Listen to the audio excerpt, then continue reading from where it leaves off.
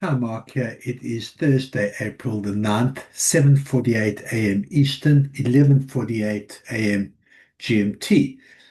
Let's have a look how the market shaped up this morning. Been some real volatility, unexpected moves in the financial markets.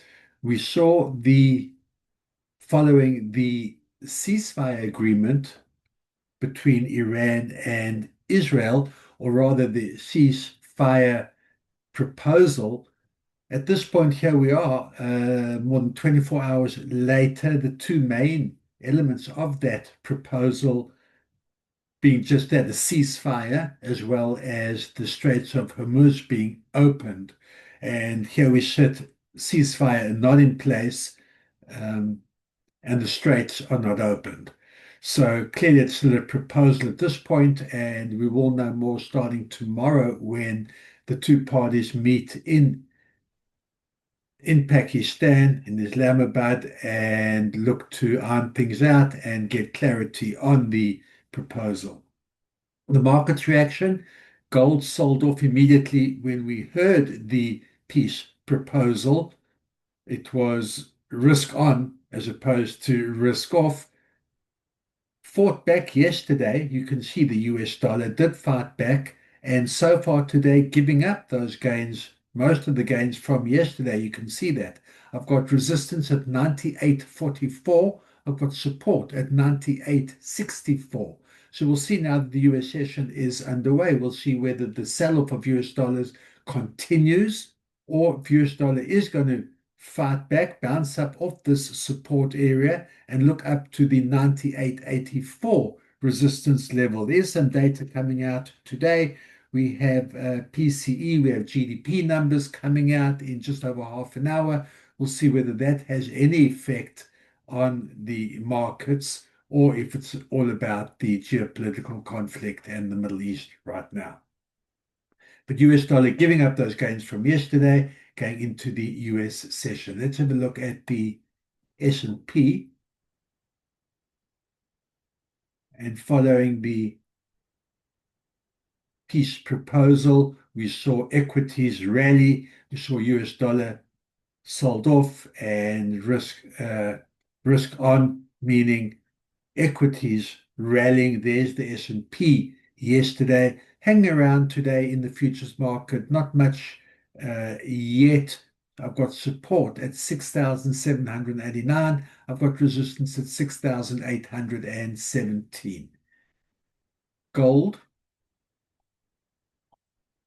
Gold, after a brief rally yesterday, gave up those gains as the day progressed and through the US session, fighting back that little bit today, making up, recouping the losses from yesterday. I got support at 4,692, resistance at 4,755. Tough to maintain above that level. We'll see if buyers can maintain above this level, retest 4,800 on the upside. Let's have a look at oil. And of course, the most drastic move was oil. And following the peace proposal, all the way up from around the 110, 111 area, went as low as $90.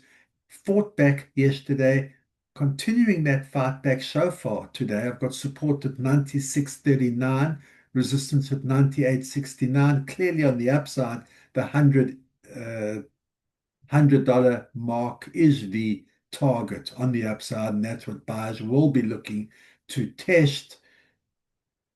A lot depends on what we hear today. The talks continue, or rather, not the talks continue, but the parties meeting in Pakistan starting tomorrow, and I have no doubt that oil's volatility will be seen, and we'll see just how volatile the price is depending on what the outcome is, and as the negotiations proceed, buyers looking up at that 110, that 110 kind of comfort area where we'd seen it over the couple of days before the peace proposal. That's where buyers will be looking for, and of course sellers looking any good news, any positive news, read the settlement the peace settlement being met, concluded, and finalized, and we'll see the price of oil look to the downside and look back down at that $90 level.